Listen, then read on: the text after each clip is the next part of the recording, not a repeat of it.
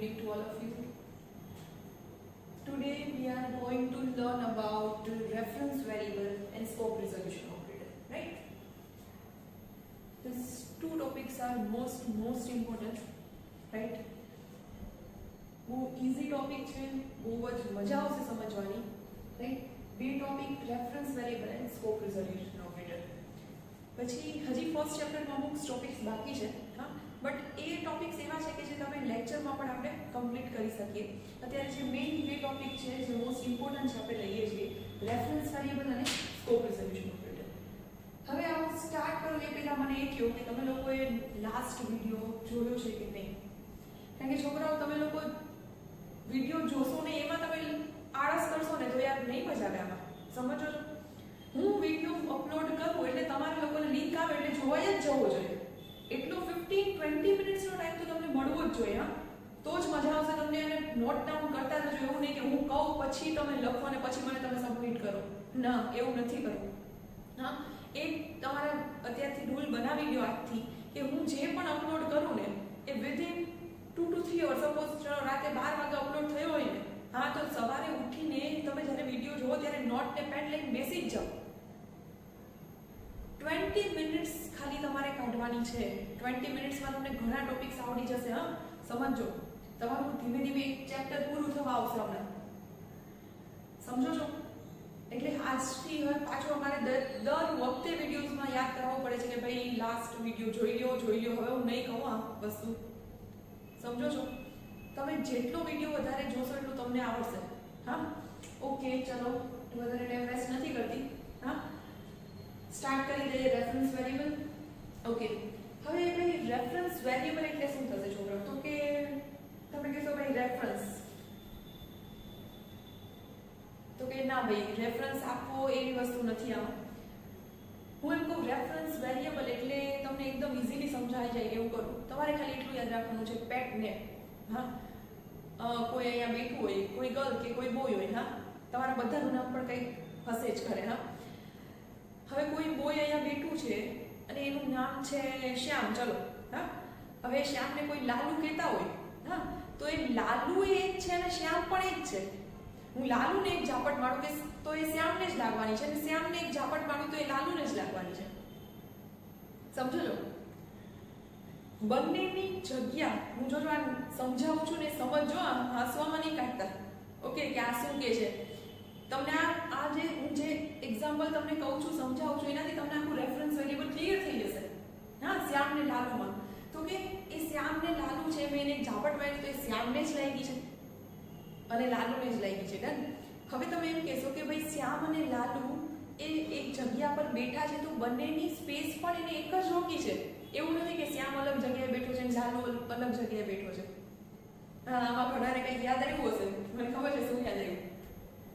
અવિનાશને છે, હે ને? બરાબર, ઓકે. તો હા, એ યાદ રહી જશે તમને લોકોને. ઓકે, તો રેફરન્સ વેરિયેબલ શું છે આપણે હવે સિન્ટેક્સમાં જોઈએ શું થશે. આટલું ક્લિયર થઈ ગયું બધાને. રેફરન્સ વેરિયેબલ તમારે શું યાદ રાખવાનું છે? It's a pet name, right? હવે પેટ નેમ હશે શ્યામ, લાલુ, તો એ જગ્યા પણ એ જ રોકવાનું છે. ઓકે, તો હવે આપણે આપણા C++માં રેફરન્સ વેરિયેબલમાં શું કે છે જોઈએ. તો કે રેફરન્સ વેરિયેબલનું સૌથી પહેલા તો સિન્ટેક્સ હું તમને સમજાવું છું, હા, પછી એનો પ્રોગ્રામ સમજાવીશ એટલે તમને આખો ટોપિક ક્લિયર થઈ જશે. મોસ્ટ ઇમ્પોર્ટન્ટ છે. 3 માર્ક્સ કે 4 માર્ક્સમાં જીટીયુમાં પૂછાઈ શકે, રાઈટ? ઓકે, ચલો હવે હું રેફરન્સ વેરિયેબલ તમને પહેલા સમજાવી દઉં છું. ઓકે, તો સૌથી પહેલા મારી પાસે એક વેરિયેબલ છે ઇન્ટીજર a, એક બીજો વેરિયેબલ છે b. ઓકે, હવે જોજો હું રેફરન્સ વેરિયેબલનું સિન્ટેક્સ જે તમારે યાદ રાખવાનું છે, તમે ભેગા ભેગું નોટ ડાઉન કરતા જજો સિન્ટેક્સ હું શું લખું છું એ.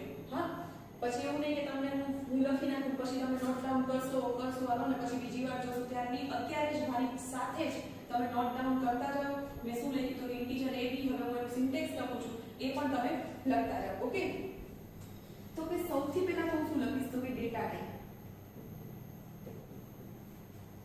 then ampersand reference name, right, equal to variable name.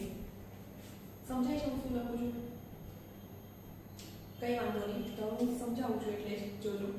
મારી પાસે બે વેરિયેબલ છે, બંને ઇન્ટીજર ટાઈપના છે. હવે એનું સિન્ટેક્સ આપણે કોઈ ગોખવાની જરૂર છે નહીં. હું કઈ રીતે યાદ રખાવું જોઈએ જોવો શાંતિથી. ડેટા ટાઈપ છે, અહીંયા ગમે ડેટા ટાઈપ આવશે, ઇન્ટીજર ટાઈપ તો હોય જ. હા, એ કંઈ સમજવાની જરૂર નથી, યાદ રાખવાની જરૂર નથી. રેફરન્સ વેરિયેબલ છે તો રેફરન્સ તો કંઈ રેફરન્સ નેમ તો આવશે. હા, શ્યામ ને લાલુ જેવું થયું. અહીંયા તમે રેફરન્સ નેમ લાલુ રાખો છો તો વેરિયેબલનું નામ શું આવશે? શ્યામ. રાઈટ? જે રેફરન્સ નેમ હોય ને એની આગળ શું આવશે? Ampersand. Easy. Again data type then ampersand then reference name equal to variable name. yes, યાદ રહી ગયું બધાને? હા, હજી હું એક તમને સમજાવું છું. હજી એ જોજો તમે કઈ રીતે આટલું તમને યાદ રહી ગયું છે. ઇન્ટીજર સપોઝ અહીંયા મારી પાસે એવી રીતે આપણે લખીએ ઇન્ટીજર એમ્પરસેન્ડ રેફરન્સ વેરિયેબલ નું બી લઉં છું અને વેરિયેબલ નું નામ એ લઉં છું. આ પડી ખબર? તો integer data type reference variable ની આગળ એમ્પરસેન્ડ લખવાનું અને ઇક્વલ ટુ a. હવે સમજો હું a માં એની વેલ્યુ 10 હશે તો b ની વેલ્યુ પણ 10 જ થવાની છે. a ની વેલ્યુ હું ઇન્ક્રીમેન્ટ કરું છું તો ઓટોમેટિક b ની વેલ્યુ પણ ઇન્ક્રીમેન્ટ જ થશે. તો b ની વેલ્યુ પણ શું આવશે? 11. હા, ક્લિયર થઈ ગયું બધાને? Very good. ઓકે, ચલો હવે જોઈએ આપણે સ્લાઇડમાં રેફરન્સ વેરિયેબલ. ચલો સૌથી પહેલા તો રેફરન્સ વેરિયેબલમાં તમારે ખાલી એક તમને એક્ઝામ્પલ આપું છું મસ્ત, એટલે તમને વધારે આઈડિયા આવશે, સમજાઈ જશે. હવે જોજો. હા, ઇન્ટીજર a = 10 લીધા છે. ઓકે, નીચે લખ્યું છે integer n% b = a. Okay, હવે તમને ઉપર કઈ દેખાય છે? a માં 10, b ની 10, 2000, a b having same address. ના ઓલું બધું લખેલું છે એ શું છે? ઓકે, જોઈએ આપણે. તો કે સૌથી પહેલા a ની વેલ્યુ 10 છે. a is a variable name, b is a reference name. Okay, તો હવે આપણને એનો બેનું રિલેશન ખબર પડી ગઈ કે કોણ વેરિયેબલ છે અને કોણ રેફરન્સ નેમ છે. હવે a કયો કે b કયો બંનેનું એડ્રેસ સેમ જ હશે. શ્યામ ને લાલુ એવું નહીં કે શ્યામ અલગ જગ્યાએ રહેતો હશે, લાલુ અલગ જગ્યાએ રહેતો હશે. તો બેટા બંનેનું એડ્રેસ સેમ છે. બંનેનું એડ્રેસ શું છે? 2000. ઓકે, એટલે કે બંનેની સ્પેસ રોકવાની જગ્યાએ સરખી જ છે, એ જ છે. શ્યામ જે છે એ જ લાલુ છે, એ જ્યાં બેઠો છે ત્યાં જ બેઠો છે. શ્યામ છે ને લાલુ છે. ઓકે, તો a અને b ની એડ્રેસ સ્પેસ શું છે? સેમ છે. એનું એડ્રેસ શું છે? 2000. a ની વેલ્યુ પણ 10 અને b ની વેલ્યુ પણ 10. ઓકે, તમને આટલા પરથી મને એવું લાગે છે કે રેફરન્સ વેરિયેબલનો કન્સેપ્ટ ક્લિયર મસ્ત થઈ ગયો છે. ડન? પાક્કું? Very good. હવે એક એક્ઝામ્પલ જોઈએ. ચલો. ઓકે, એક્ઝામ્પલમાં આપણે પ્રોગ્રામ જ જોઈએ છીએ કે આપણને આઈડિયા આવી જાય કઈ રીતે કરવાનો છે પ્રોગ્રામ. ઓકે, ચલો. Include iostream.h homeo.h. હવે x ની વેલ્યુ 1 2 3 છે. શું છે x ની value? 1 2 3. Integer m% y = x. એ શું થઈ? y શું છે? Reference variable. x છે વેરિયેબલનું નામ. હવે x ની વેલ્યુ શું આવશે? 123 છે તો y ની વેલ્યુ પણ શું થઈ? રેફરન્સ છે. યસ, 123. હવે એના પછી એને શું કર્યું છે? y ની વેલ્યુ ઇન્ક્રીમેન્ટ કરી છે એટલે y ની વેલ્યુ શું થવી જોઈએ? 124 થવી જોઈએ. અને પછી x ની વેલ્યુ આવે છે તો ઓફ કોર્સ x ની વેલ્યુ પણ શું થશે?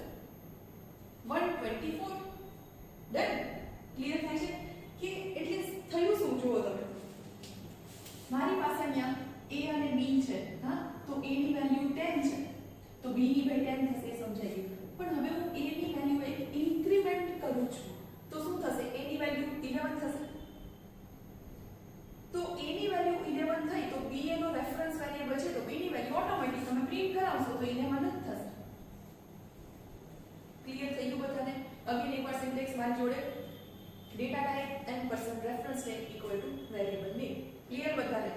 હા, કઈ ગોખવાની રટ્ટા મારવાની જરૂર છે નહીં. Okay, very good. ચલો હવે થોડું સ્પીડ કરીએ એટલે તમારો MB બહુ વપરાય નહીં એમ.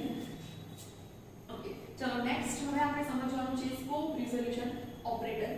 તો કે ભાઈ સ્કોપ રિઝોલ્યુશન ઓપરેટર એ શું છે હું તમને એનું પણ કહી દઉં, એ પણ મસ્ત યાદ રહી જશે આપણા 5 મિનિટ પછી તમને લોકોને. તો કે ભાઈ સ્કોપ રિઝોલ્યુશન ઓપરેટર બહુ સરસ કન્સેપ્ટ છે. ભાઈ સ્કોપ રિઝોલ્યુશન ઓપરેટર હું સમજાવું એ પહેલા હું તમને હજી એકવાર લોકલ વેરિયેબલ અને ગ્લોબલ વેરિયેબલ શું છે કહી દઉં છું. રાઈટ? તો કે લોકલ વેરિયેબલ મીન્સ મારા પ્રોગ્રામમાં કોઈ ફંક્શન હશે. સમજો મારો કોઈ પણ એક આખો પ્રોગ્રામ છે તો એક ફંક્શનની અંદર જ હું વેરિયેબલને ડિક્લેર કરું ને અહીંયા, રાઈટ? તો એનો સ્કોપ શું છે? તો કે આ ફંક્શન જ ખાલી. તો it's called a local variable. એને શું કહેવાય આપણે? Local variable. ધેન હવે આ ફંક્શનની બહાર, રાઈટ, એનો સ્કોપ શું છે? ખાલી આ ફંક્શન પૂરતો નથી, આખા પ્રોગ્રામમાં ગમે ત્યાં એનો વેરિયેબલનો યુઝ કરી શકો છો. એ જે વેરિયેબલ છે એને આપણે શું કહીશું? Global variable. ડન? બધાને લોકલ વેરિયેબલનો સ્કોપ શું છે? ફંક્શન પૂરતો જ છે. જ્યારે global variable throughout the program તમે ગમે ત્યાં યુઝ કરી શકો છો. સપોઝ તમે કોઈ પ્રોગ્રામને એક જોડે બીજા જોડે લિંક કરી હોય ને તોય તમે ગ્લોબલ વેરિયેબલનો યુઝ એ બીજા પ્રોગ્રામમાં પણ કરી શકો. રાઈટ? આ તમને હવે ખબર પડી ગઈ. હવે ભાઈ સ્ટોરી એવી છે સ્કોપ રિઝોલ્યુશન ઓપરેટરની.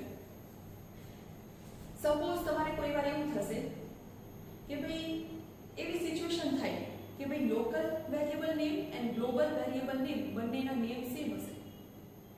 સમજો કેવી સિચ્યુએશન અકર થશે? Global variable and local variable બંનેનું નેમ સેમ છે, એ જ છે. હવે તમારે પ્રોગ્રામના એક ફંક્શનમાં આ ફંક્શનની અંદર તમારે ગ્લોબલ વેરિયેબલને એક્સેસ કરાવવો છે. બંનેનું નામ શું છે? બંને વેરિયેબલ છે એ જ છે. લોકલ પણ આ લોકલ વેરિયેબલ છે અને આ ગ્લોબલ વેરિયેબલ છે. આનું એ નામ છે અને આનું એ જ નામ છે.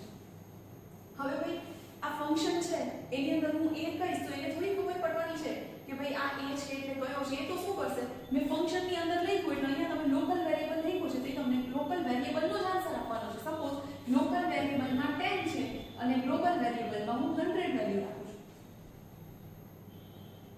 લોકલ વેરિયેબલ તો આપણે જે રીતે ડિક્લેર કરી છે એ રીતે જ થશે. ગ્લોબલ વેરિયેબલ ક્યાં ડિક્લેર થાય છે? Above main function. સમજાવી દીધું છે આ વિડિયોમાં મેં. હા, તો હવે મારે આ ફંક્શનની અંદર લોકલ વેરિયેબલ એ જ છે કે એની બદલે મારે આ એ ની બદલે એટલે કે લોકલ વેરિયેબલની બદલે મારે અહીંયા ગ્લોબલ વેરિયેબલ જોઈએ છે. તો શું કરશો?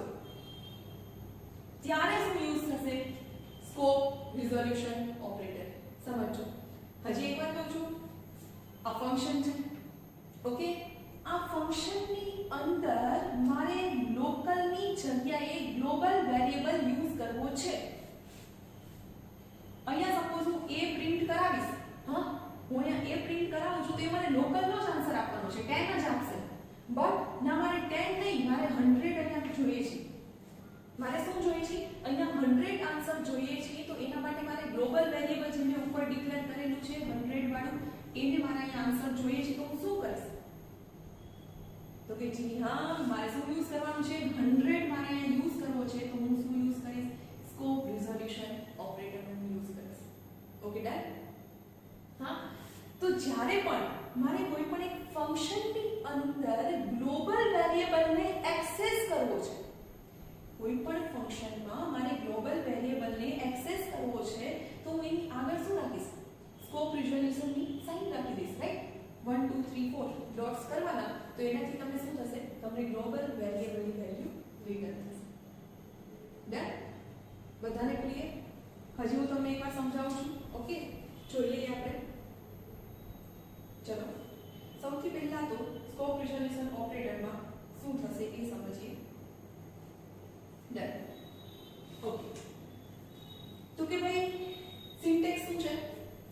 1 2 3 4 સ્કોપ રિઝોલ્યુશન ઓપરેટરની સાઇન આવશે and then name of global variable. મેં તમને અહીંયા સમજાવ્યું, આગલામાં સમજાવ્યું હતું મેં તમને લોકોને. હા, અત્યારે તો સ્લાઇડ છે. Okay, done? હા, તો શું કહ્યું આપણે? એકવાર જોઈ લો. હજી આગળ સિન્ટેક્સ આવશે અને name of global variable. Okay, done? હવે એક પ્રોગ્રામ જોઈએ. પ્રોગ્રામ. ચલો, હવે પ્રોગ્રામમાં શું થશે? જોજો, character c equal to a directly હું લઉં છું ઇન્ટીજર મેઇન એની અંદર c ઇક્વલ ટુ b જોયું બંનેના નામ શું છે સેમ છે વેરિયેબલના નામ બંનેના સેમ છે c માં a અને બીજા કેરેક્ટરમાં b છે ઓકે તો c આઉટ માં મેં લોકલ વેરિયેબલ લખ્યું છે અને c આઉટ માં ગ્લોબલ વેરિયેબલ લખ્યું છે તો શું થશે લોકલ વેરિયેબલ માં એ ખાલી શું લખે છે c તો લોકલ વેરિયેબલ નો આન્સર આવશે બટ ગ્લોબલ વેરિયેબલ મારે એની વેલ્યુ રિટર્ન કરવી છે તો એ મને શું આવશે c ની અંદર શું કહ્યું સ્કોપ રિઝોલ્યુશન ઓપરેટર એટલે મને એનો આન્સર શું આવશે ગ્લોબલ વેરિયેબલ ની વેલ્યુ જે હશે એ મને આન્સર આપશે ગ્લોબલ વેરિયેબલ ની વેલ્યુ a છે તો એ મને a આન્સર આપશે અને લોકલ વેરિયેબલ ની વેલ્યુ શું છે b છે તો મને b આન્સર આપશે ઓકે ડન બંને વેરિયેબલ ના નામ સેમ છે હા અહીં આપણે કેરેક્ટર લીધું છે તો બંને વેરિયેબલ ના નામ સેમ છે પણ મારે ગ્લોબલ વેરિયેબલ જોતો હશે તો હું શું કરું છું સ્કોપ રિઝોલ્યુશન ઓપરેટર ની સાઇન કરું છું તો મને આન્સર આવી જશે હજી એક જોઈએ આપણે બુકનું એક્ઝામ્પલ પણ છે કે ભાઈ કઈ રીતે હા તો જોવો ચલો બધા જોજો કે ભાઈ અહીંયા મેં ગ્લોબલ વેરિયેબલમાં અમાઉન્ટ્સ કેટલી લીધી છે 123 ઓકે હવે તમે કીધું ગ્લોબલ વેરિયેબલ શું કામ તો above main function okay done any after curly bracket value of amount equal to 456 okay મસ્ત વેલ્યુ લીધી છે ને 456 તો હવે શું થશે સી આઉટ તમે ખાલી હવે જો તમે અંદર સી આઉટ માં અમાઉન્ટ લખો છો એની આગળ સ્કોપ રિઝોલ્યુશન લખો છો તો આન્સર શું આવવાનું છે 1 2 3 રાઈટ અને એના પછીમાં ખાલી અમાઉન્ટ લેવું છે તો એનો આન્સર શું આવશે 456 ઓકે આટલું ક્લિયર છે બધાને હા તો મેઇન આપણું મેઇન બે ટોપિક છે reference variable and scope resolution operator બધાને સમજાઈ ગયા હશે વિડિયો જોતા જોતા બુકમાં લખતા જજો હા પ્લીઝ તો જ વધારે મજા આવશે સમજાશે ઓકે ડન કંઈ પણ ક્વેરી હશે તો આપણે લેક્ચરમાં મળશું ત્યારે સોલ્વ થઈ જશે okay bye bye take care thank you so much